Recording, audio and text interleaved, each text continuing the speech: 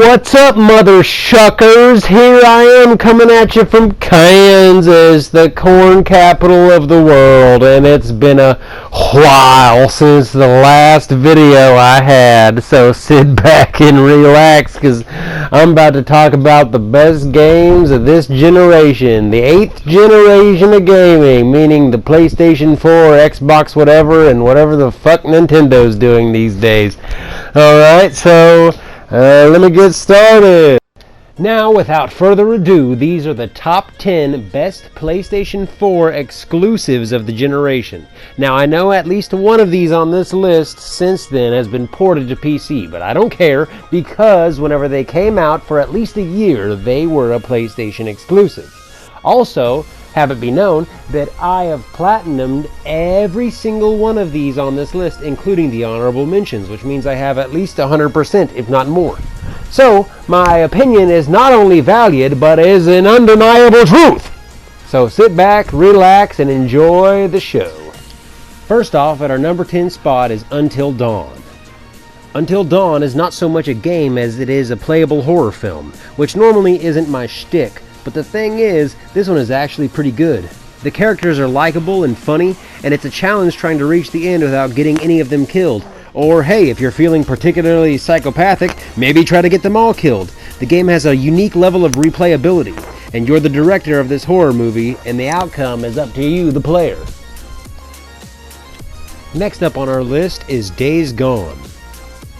Somebody, somewhere, has got to be getting sued for copyright infringement on this one, because it's essentially The Walking Dead, the Daryl game, complete with a crossbow, chopper, and a bad attitude. But for what it is, it's not bad.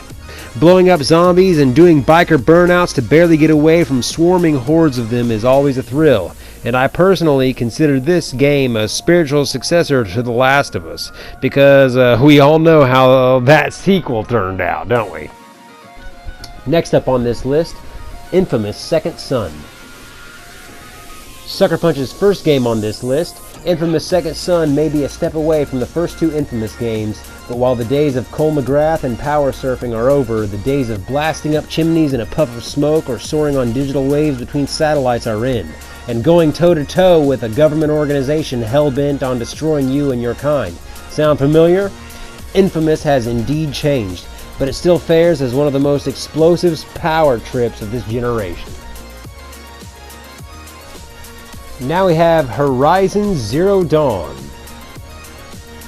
Guerrilla Games' departure from Killzone to an open-world third-person action RPG light may have seemed odd at first, but they filled the new pair of shoes like a charm, dodging in between the legs of giant mechanical beasts and firing arrows into their weak points to take them down, as the little redhead girl from Disney's Brave always feels like a test against the odds and a battle barely won.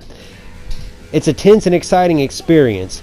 Even if this game is technically on PC now, it still stands at the top 10 of this generation of greats. Next up, Uncharted 4, A Thieves End.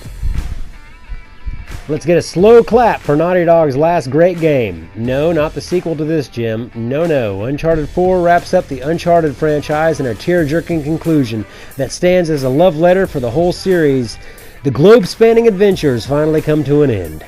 But not before a tale jam-packed with action, set pieces, and a roller coaster ride presentation that'll make your head spin. It's hard not to shed a tear as the credits roll, especially if you have been with the characters since the beginning. Sully, Nate, Elena, you will all be missed. And Naughty Dog, so will you. Next up is God of War. This isn't your daddy's God of War, it's better. And Cory Balrog over at Santa Monica Studios must be a damn miracle worker, because this game is magical. Designed with the filmed-in-one-shot style to heighten the cinematography of every already tense situation. Deep and satisfying melee combat and themes just as deep that delve into some heavy father and son bonding moments. With a story that is ultimately just as much about family as it is about beheading Norse monsters. All these combined are what sets this heartfelt tale in the tops of the generation. After that, it's SpiderMan. It's a bird, it's a plane, it's the wrong superhero, dumbass. Still, nonetheless, Insomniac brings us what is surely the definitive web-slinging experience, finally replacing the PS2's Spider-Man 2 movie adaptation. Thanks, Tobey Maguire. Filling the shoes of New York's favorite super nerd has never felt so slick and natural, and to be frank, is a childhood dream of mine that Sony pulled off flawlessly. I still jump back in from time to time to swing around the city and beat up bank robbers as your friendly neighborhood Spider-Man. Always fun. Next up is Ghost of Tsushima. Ninja and samurai themed games are a dime a dozen and have been an industry staple since the very beginning. But seeing as most are filled with supernatural elements and over-romanticized depictions of the culture, there has been a gaping hole left for a realistic, grounded samurai game in the vein of Rockstar's Red Dead Redemption or Ubisoft's earlier Assassin's Creed games.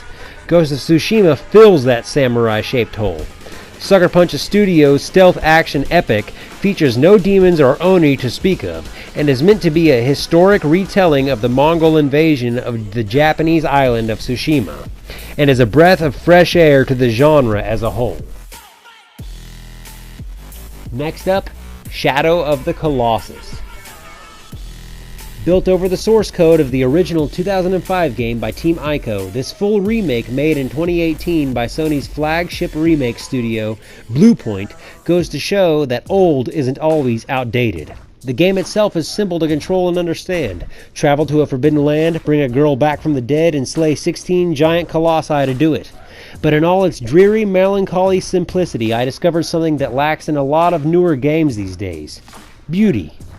The game is sad, lonely, and perfect.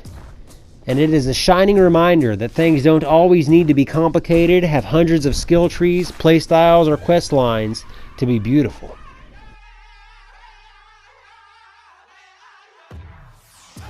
Now, before our number one, let's lead up with some honorable mentions. The Order 1886.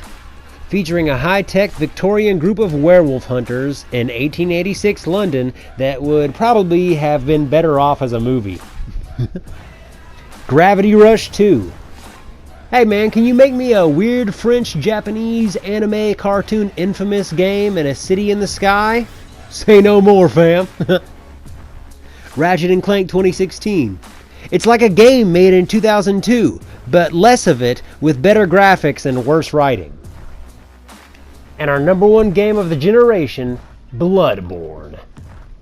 In these days of Lovecraftian love and Dark Souls copycats, From Software's Bloodborne stands out as not only the Japanese gaming company's magnum opus in terms of their unique design philosophy, horrifying monsters, and hard-as-nails labyrinthian worlds, but also possibly the most effective use of Lovecraftian horror in any media ever since the original works.